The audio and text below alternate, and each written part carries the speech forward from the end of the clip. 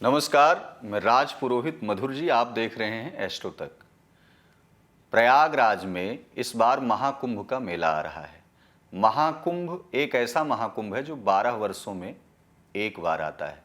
यह मेला न केवल भारत बल्कि दुनिया भर के हिंदू धर्म के सभी अनुयायियों के लिए सबसे पवित्र अवसर है।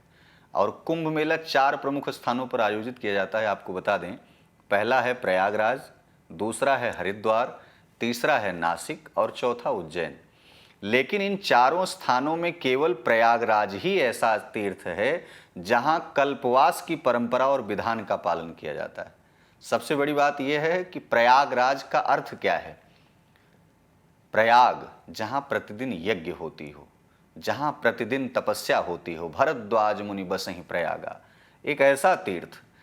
कल्पवास एक कठिन तपस्या है और भगवत साधना का एक माध्यम है जिसके जरिए व्यक्ति अपने जीवन को आध्यात्मिक उन्नति की ओर अग्रसर करता है। इस व्रत के दौरान व्यक्ति अपनी इच्छाओं पर नियंत्रण करता है, मतलब उसकी जो इंद्रियां हैं उस पर नियंत्रण करने का सबसे सरलतम साधन कल्पवास है और स्वयं को भगवान के प्रति समर्पित करने का सबसे सरलतम साधन कल्पवास है। अच्छा, इस दौरान व्यक्तित्व का शुद्धिकरण भी होता है और वह अपने पापों से मुक्ति पाता है।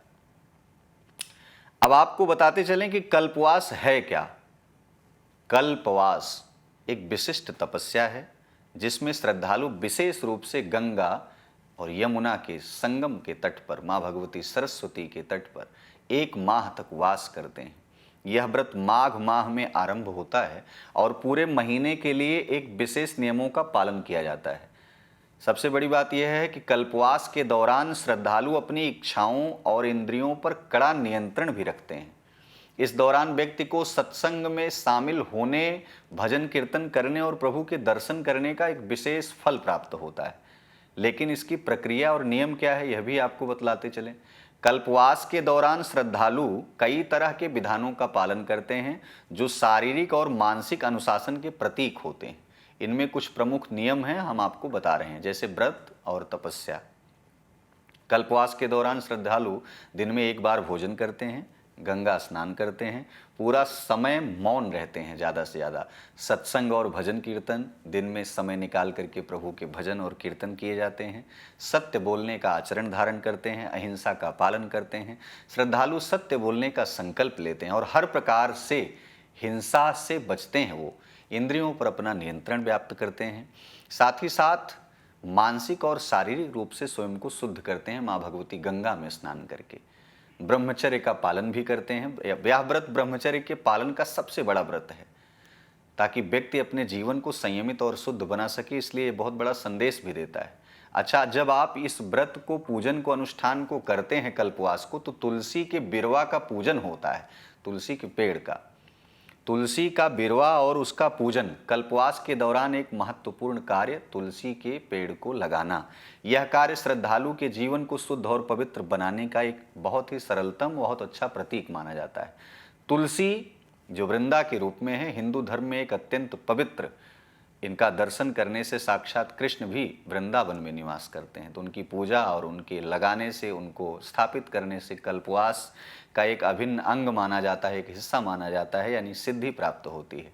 श्रद्धालु तुलसी का बिरवा लगा करके उसकी पूजा करते हैं जिससे उनके जीवन में भगवान की कृपा, कृष्ण की कृपा, राधा माधव की कृपा आत्मिक रूप से उत्पन्न होती है।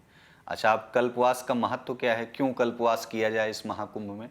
कल्पवास का पालन करने से श्रद्धालु के कई आध्यात्मिक लाभ प्राप्त होते हैं। इसके द्वारा व्यक्ति अपने पापों से मुक्ति भी प्राप्त करता है और उसे मोक्ष की प्राप्ति भी होती है।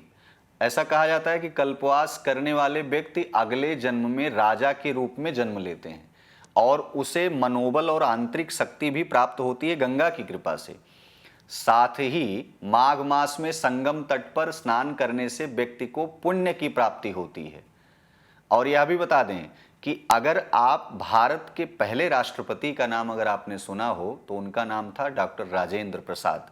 उन्होंने भी कल्पवास किया था, तो आपको भी करना चाहिए कल्पवास। अब कल्पवास के उद्देश्य आपको बता देते हैं। कल्पवास का मुख्य उद्देश्य क्या होता है। शारीरिक और मानसिक शुद्धता को प्राप्त करना, इसके माध्यम से व्यक्ति अपने जीवन में संतुलन बनाए रखता है, ज़्यादा से ज़्यादा वह पेशेंस, धैर्य को ले आता है, ईश्वर के प्रति भक्तिवान होता है, गहराई से उस भक्ति को महसूस करता है। यह व्रत न केवल धार्मिक है बल्कि यह जीवन में अनुशासित यानी अनुशासन और संयम की भावना को भी प्रोत्साहित करता है। कल्पवास के दौरान आपको नियम क्या क्या करने चाहिए, कम शब्दों में यह भी जान लीजिए। पद्म पुराण के अनुसार कल्पवास के दौरान श्रद्धालु को 21 नियमों का पालन करना पड़ता है। इनमें सबसे ज़्यादा महत्वपूर्ण नियम क्या हैं? सत्य बोलना है आपको, बाहरी प्रपंचों से, घर के प्रपंचों से, समाज के प्रपंचों से दूर रहना है, अहिंसा का पालन करना है, ब्रह्मचर्य का पालन करना है, इंद्रियों पर नियंत्रण रखना है। इसके अलावा हम सूर्योदय पर गंगा में स्नान करके सूर्य देव की पूजा भी करनी है। अच्छा, अब इसकी विधान और विधि भी बतला देते हैं। कल्पवास की प्रक्रिया को एक उद्यापन भी कहा जाता है, जो व्रत के समापन के बाद किया जाता है। इसमें गंगा के तट पर विशेष पूजा होती है, जिसमें कलश पूजा, दीपक जलाना, दीपदान करना, तिल के लड्डू का ब्राह्मणों को दान करना और उस गंगा घाट पे प्रत्येक दिन स्नान और दान करना, यह चीज़ें शामिल हैं। यह पूजा संपूर्णता और धार्मिक परंपराओं का बहुत बड़ा प्रतीक माना जाता है, जिससे व्यक्ति का पुण्य बढ़ता है। उद्यापन की विधि क्या कहती है? कल्पवास में हम कैसे उद्यापन करें? कल्पवास की अवधि पूरे होने पर ही उद्यापन का महत्व जो है मिलता है और विशेष फल मिलता है। यह एक प्रकार से कल्पवास के समाप्ति पर श्रद्धालु द्वारा भगवान के प्रति अपनी श्रद्धा और समर्पण का इजहार करने की एक प्रक्रिया है और इसे गंगा तट पर विशेष रूप से किया जाता है, जहां केले के मंडप में पूजा की विधि का विशेषकर आयोजन किया जाता है। इस दौरान श्रद्धालु सफ़ेद तिल जल में डालकर स्नान करते हैं, दीप जलाते हैं। इसके बाद वे आचार्य और ब्राह्मणों से पुण्य वचन सुनते हैं, कथा सुनते हैं, पूजा पाठ यज्ञ अनुष्ठान कराते हैं, पूजा में शामिल होते हैं। अगर कल्पवास पूरा हो गया यानी लगातार 12 वर्ष की अवधि पूरी हो गई है तो आप सैया दान भी उसमें करना होता है। इसमें आचार्य को गृहस्थी की ज़रूरत वाली सामग्रियों को हम दान दे करके आचार्य को संतुष्ट करते हैं। प्रभु सत्यनारायण भगवान की कथा को सुनते हैं, आशीर्वाद लिया जाता है। उद्यापन के दौरान कल्पवास 1, 3 या 33 कलशों की व्यवस्था करके उसका उद्यापन करते हैं। इसमें विशेष रूप से भगवान माधव की पूजा की जाती है। बेणी माधव जो कि प्रयागराज में उपस्थित हैं, उनके मंत्रों का जाप किया जाता है, ओम नमो भगवते वासुदेवाय। इसके साथ ही 33 लड्डुओं को घी और सोने के साथ दान किया जाता है। स्वर्ण दान की बहुत बड़ी महिमा है। यह विधि केवल गंगा तट पर ही नहीं बल्कि घर पर भी की जा सकती है और यदि श्रद्धालु के सामर्थ्य में ना हो ऐसा दान करने से तो भगवान माधव की केवल पूजा करके वो पुण्य प्राप्त कर सकता है। इसलिए ज़्यादा दान में जितना सामर्थ्य हो उतना ही दान किया। कल्पवास की अवधि आपको बता दें कि 12 वर्ष मुख्य रूप से होती है, नहीं तो जीवन भर आप कल्पवास कर सकते हैं। माघ मास में ही कल्पवास किया जाता है। यह एक व्यक्ति के इच्छा और आध्यात्मिक उद्देश्यों पर निर्भर करता है।